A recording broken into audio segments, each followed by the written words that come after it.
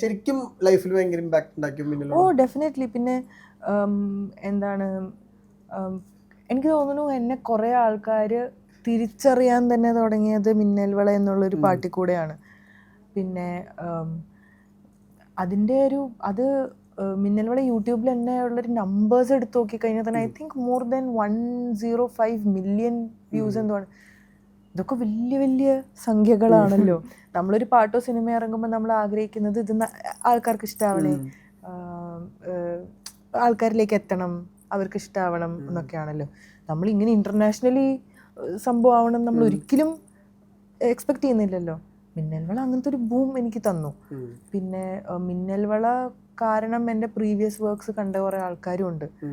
അപ്പോൾ അത് എനിക്കൊരു ഭാഗ്യം തന്നെയാണ് കേട്ടോ മിന്നൽവള.